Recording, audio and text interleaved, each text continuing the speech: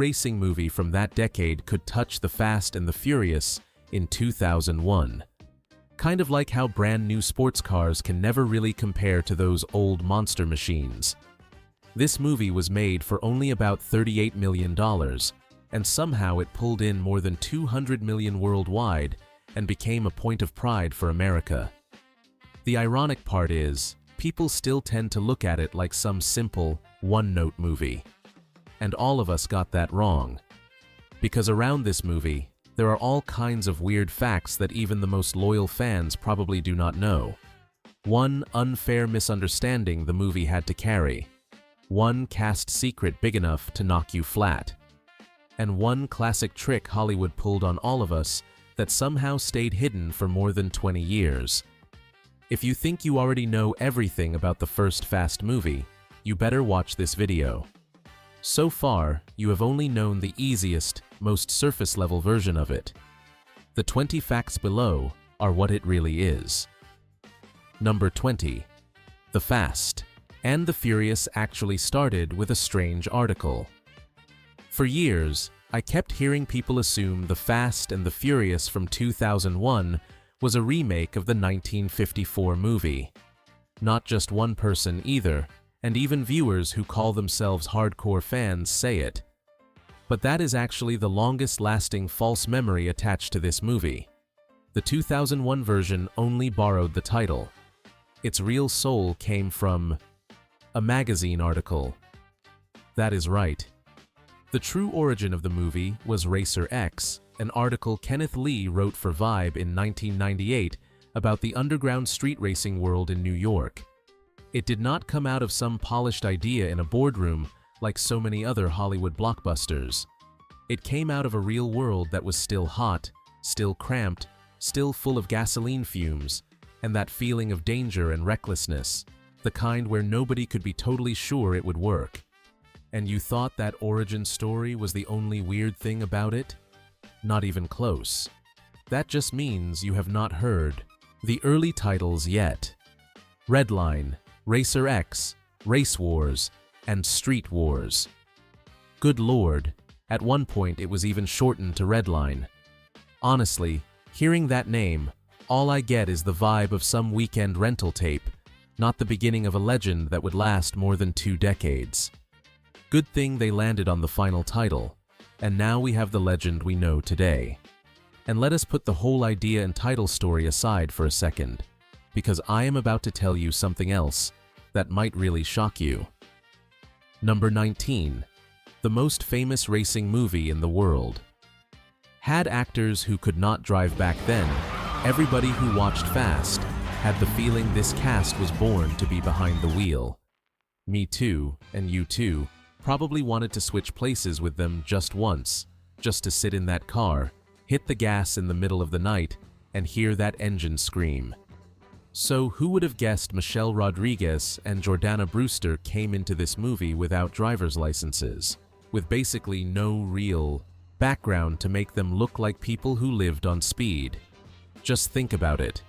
A movie that taught a whole generation to dream about street racing, NOS, and those glowing nights under streetlights had 2 of its most recognizable faces walking into it from almost nothing.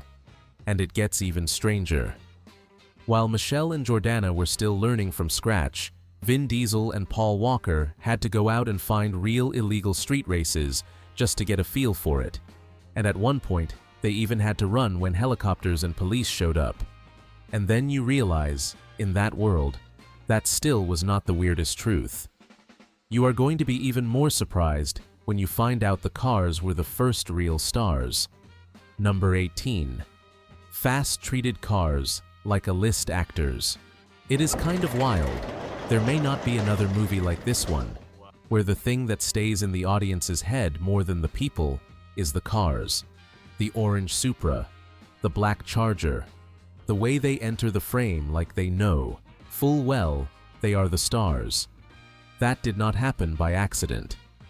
John Feinblatt once said that just reading the script, he immediately understood the workload was going to be huge, because this story lived and died by the cars. Put simply, in Fast, cars were never just props. They were treated like actors. Lead cars, supporting cars, stunt cars, iconic cars, even cars that were basically born just to be destroyed in the prettiest way possible. And that is where this franchise becomes both weird and deeply American. Hollywood usually loves turning people into legends. Fast turned machines into legends too. And after that, it was more than willing to sacrifice those same stars on a scale that almost feels obsessive. About 190 cars for the vault sequence in Fast 5. About 300 cars for Fast and Furious 6. And by the time we got to 2021, the whole saga had destroyed around 2,500 cars. That is not normal car love anymore. That is mechanical mythology, where even metal gets its own kind of glory. Number 17. Fast almost became a New York movie with an all-white cast picturing a version of Fast set in New York, with a cast that was almost all white, and none of that Los Angeles feeling that got baked into this movie like gasoline smoke soaking into a leather jacket. Just thinking about it already feels weird. But that was not some made-up scenario. That was actually one of the early ideas for this project. And thank God David Ayer turned the wheel in time. He wanted to pull the story toward Los Angeles, toward a world with more ethnic mix, more friction, more life, more reality. And honestly, I am glad he did. Because if The Fast and the Furious had stayed in that original version, there is a good chance it would have ended up as just one more speed and crime movie from the early 2000s, and that would have been the end of it. What makes the first Fast movie last is not just the cool cars, it is the atmosphere, the neighborhood, the meal out in the yard, the feeling that these people really belong to the same little corner of the city. Los Angeles is not just the setting of this movie, it is the heartbeat of it. And luckily, the movie picked the right place to begin. But picking the right world was only half the battle, because what Hollywood did next was an even slicker trick. That brings us to fact number 16. Number 16. The scenes that look like the actors were really driving were carefully built illusions. This movie did not just fool us by turning actors who could barely drive into people who looked like real racers. It also made you believe the craziest driving scenes were happening for real right in front of you. That was the best trick Fast pulled. You watch Brian and Dom sitting in the car, flying down the road, talking, glancing at each other, living and dying inside the speed, and your eyes buy it immediately. But the truth is, a lot of those scenes were shot with rigs, trailers, or insert cars, not by just letting the actors blast down the road the way the movie makes it feel. What Fast sold the audience was not real danger. It sold a feeling that looked completely real. And to pull that off, the crew even developed something called the mic rig, which was used to shoot high-speed driving scenes while still holding on to close-ups of the actors' faces and their dialogue. It was such an important technical solution that Mike Rogers and Matt Sweeney later received a Scientific and Engineering Award from the Academy in 2002. I have always liked that kind of trick from American movies of that era. They fooled you, so your memory would believe harder than reality. And after fooling the audience's eyes that well, this movie went and did something even crazier. It pulled a whole real-life car festival right into the frame. Number 15. Fast pulled the whole real car world into race wars. After all those beautiful tricks with camera, angles, filming techniques, and the illusion of speed, at this point, Fast basically threw the door wide open and let the whole real world of street racing come pouring into the frame. Race Wars was not just some regular crowd scene. It was built like a real event, with around 1,500 actual car lovers and car culture people pouring into the San Bernardino airfield, along with hundreds of customized cars. That is why this whole stretch feels different. It feels like you somehow stumbled into the exact place on the exact day, when an entire community was already there before the cameras even started rolling. Number 14. Vin Diesel and Michelle Rodriguez. Dated while Fast was being filmed. There are some on-screen couples where all they have to do is stand in the same frame, and the audience already feels a weird kind of romance. Dom and Letty in the first Fast movie were like that. They did not need to say much, did not need some loud, overdone kind of affection, but there was always something quietly burning between them. It did not show off, it just smoldered. And honestly, that is always the kind of movie chemistry I like more than romance that is trying way too hard. What makes it interesting is that what you saw on screen did not come only from acting. During the filming of the first movie, Vin Diesel and Michelle Rodriguez were dating in real life. So when you look back now, the looks between Dom and Letty feel different.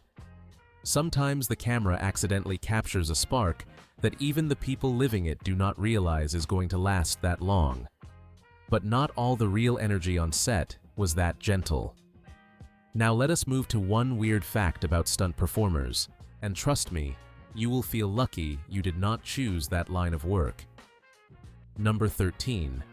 Vin Diesel. Once accidentally broke a stuntman's nose.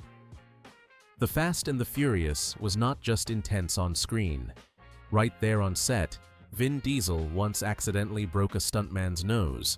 That detail alone tells you just how tense and real the first movie was while it was being made.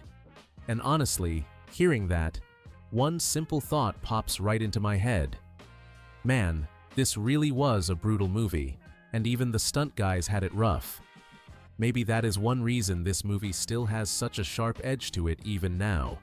It did not just look tough, it was made inside an environment that really carried that same energy. And that real energy on set did not just show up in collisions.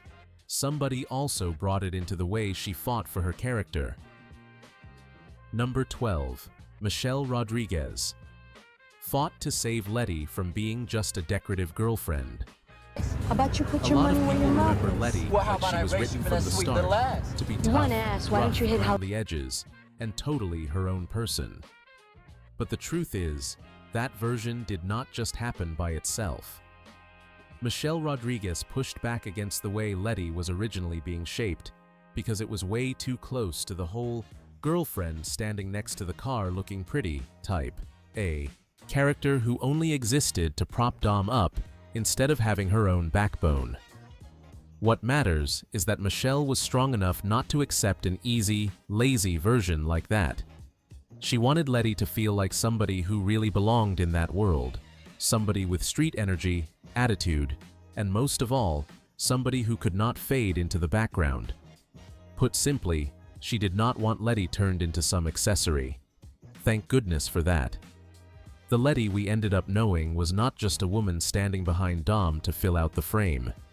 She became a character with weight, personality, and a place that stayed in the audience's memory for years. I am really glad one of my favorite women in the movie did not end up ordinary like the original idea. Number 11. Vin Diesel once turned down Fast. 2. Even though the money was huge. Normally, when a movie becomes a hit, the central star is definitely going to come back for the sequel. But can you believe it? With Fast, that did not happen. After the first movie, Vin Diesel turned down Too Fast, Too Furious because he was not happy with the script. And it gets even stranger because he was not the only one who walked away. Rob Cohen did not come back for the second movie either. And that is not even all. You are going to be stunned when you hear how much money was supposedly on the table. Some reports say Vin Diesel turned down around $20 to $25 million to come back. You have to remember, back then, Fast was not the untouchable empire it is now. It only had one movie, and Dom had just barely burned himself into the audience's mind. Number 10. Fast's opening race was built from more than 15,000 sounds. Everybody who watched The Fast and the Furious remembers that first race, remembers the engine screaming, remembers the nitrous hit, remembers how it felt like the whole screen was shaking with every climb in RPM. But there is one thing almost no viewer could ever know just from sitting there watching the movie. That opening race by itself was built from more than 15,000 different sound effects.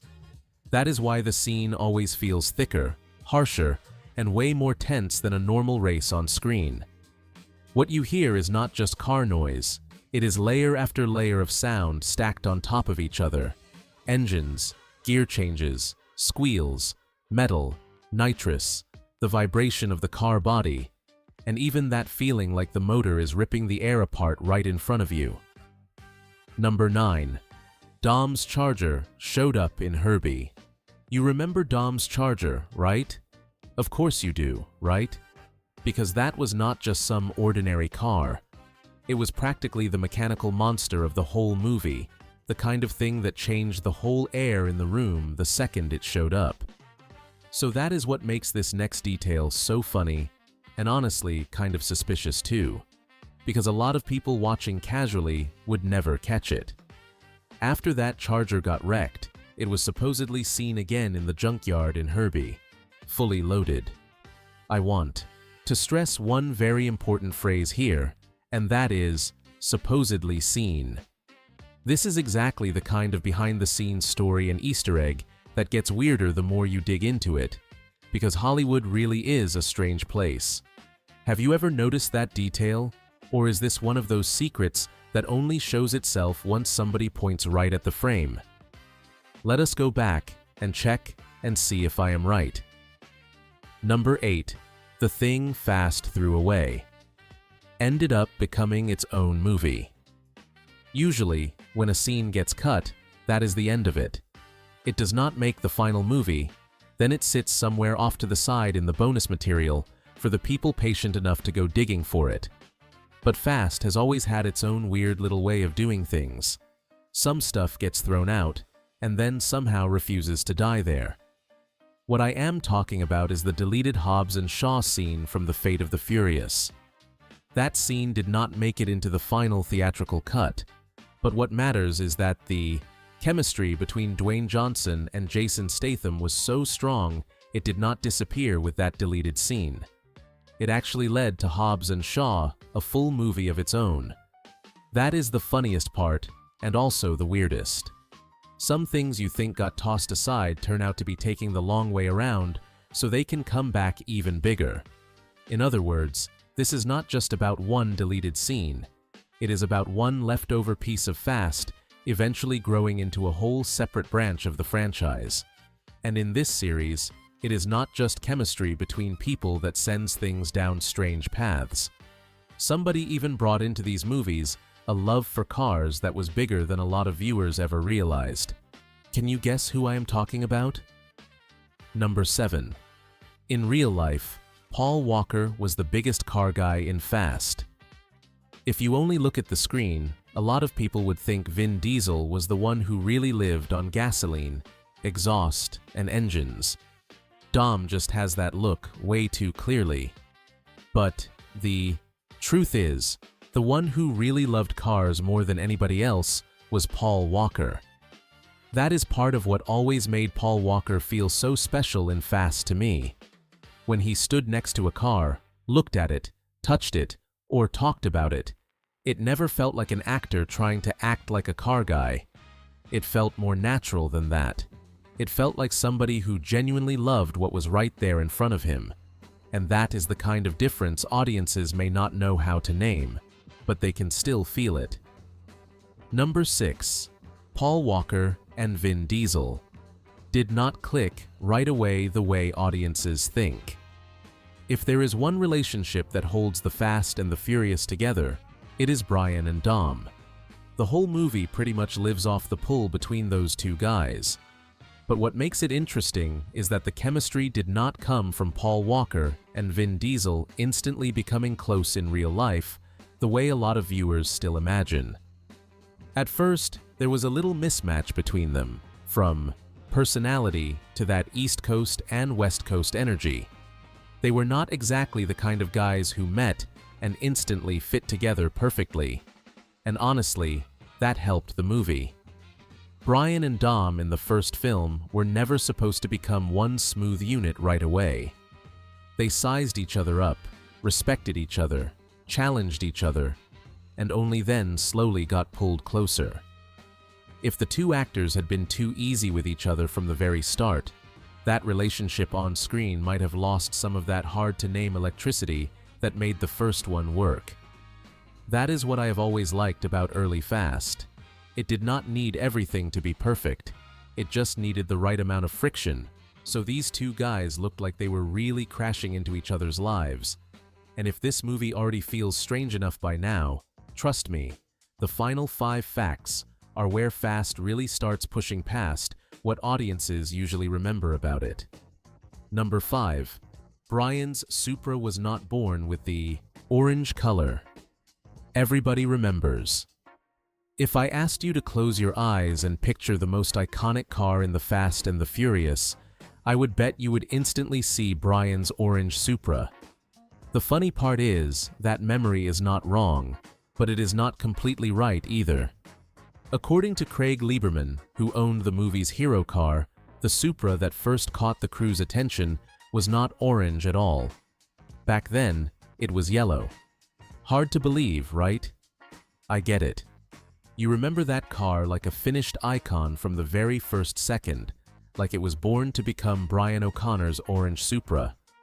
But in reality, the image a whole generation locked into its mind was the version that movies later finished shaping.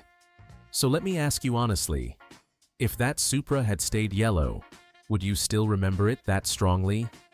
Or was the orange color the very thing that turned one beautifully modified car into a pop culture icon? And if a visual detail that big can get rewritten by memory, then the next big scene audiences have remembered for years might not be as real as they believe either. Number 4. Fast's most dangerous. Final scene was really a post-production composite. A whole lot of viewers, and I would guess maybe you too, still remember that final train race like one desperate life or death run shot all in one piece, where the car and the train nearly crushed each other in the exact same moment. It feels way too real, way too close, way too dangerous to doubt. But the weird thing is, that scene was not shot the way our memory still wants to believe. The car part and the train part were shot separately, then combined later in post-production. And that is exactly where I have always found the first Fast movie so impressive. It did not need everything to happen the exact way the audience thought it did. It just needed to make you believe you had seen it with your own eyes. Number 3. The first Fast was really a map of Southern California car culture. Some movies just use a city as a backdrop. The Fast and the Furious from 2001 was not like that. It practically used Southern California as its flesh and blood. Filming started in late July, then spread across a whole bunch of real places in that region, from Dodger Stadium to Angelino Heights, Silver Lake, Echo Park, Westminster, El Segundo, and even San Bernardino. The truck jacking scenes were shot on real industrial roads too, not in some sealed-off fake street world built inside a studio. Man, and what impressed me was not just the number of locations, it was the feeling. Every place carried a different smell of early 2000s Southern California, neighborhoods, parking lots, machine shops, old airfields, long roads baking under the sun. Put all of that together, and it creates what audiences still remember as the smell of the first Fast movie. In other words, this film was not just telling a story about car culture. It was also capturing the actual environment that car cultures lived in. Pretty amazing, right? Number 2. Nobody made the first Fast. Thinking they were building an empire. Looking at Fast now, it is easy for people to imagine that the first movie must have been born as some big Hollywood master plan. An opening move. A franchise mapped out from the beginning. A machine that already knew exactly where it was going. But the truth was a whole lot more modest. The first movie only had about $38 million behind it, and in Universal's eyes at the time, it was just a fairly small action movie, not something they were treating like a treasure that would live for decades. That may be the thing I like most about the first Fast movie. It was not made with the posture of a legend yet. It was still small, still risky, still not aware of how far it was going to go. And because the beginning was that modest, the final destination became even harder to believe. Because there is one place nobody ever expected a street racing movie would someday end up. And that is where Fast stopped being just entertainment. Let us get to the last fact on this list, the one that makes all of us proud of it. Number 1. When fast cars ended up in a museum, this movie became history. This may be the hardest thing to believe in this whole story. Fast started with street racing, with parking lots, with hot nights that smelled like gasoline, with a world that back then a lot of people still saw as loud, impulsive, and temporary. And yet, by 2026, the franchise's iconic cars were put on display at the Peterson Automotive Museum in the exhibition A Fast and Furious Legacy, 25 Years of Automotive Icons. Once a street racing movie makes it there, it is not just entertainment anymore. This is bigger than a display of beautiful cars. A museum does not preserve things that were only hot for a couple of seasons. A museum preserves things that stayed stuck in cultural memory long enough to become part of history. And that is exactly what happened with Fast. The cars that once roared across the screen now stand still under museum lights, and in a very quiet way, they tell us that Fast did not just win at the box office. It won in memory. What has kept the Fast and the Furious alive this long is not just the speed, the cars, or the weird enough behind-the-scenes facts to make people laugh. What really matters is that this movie traveled a very rare road.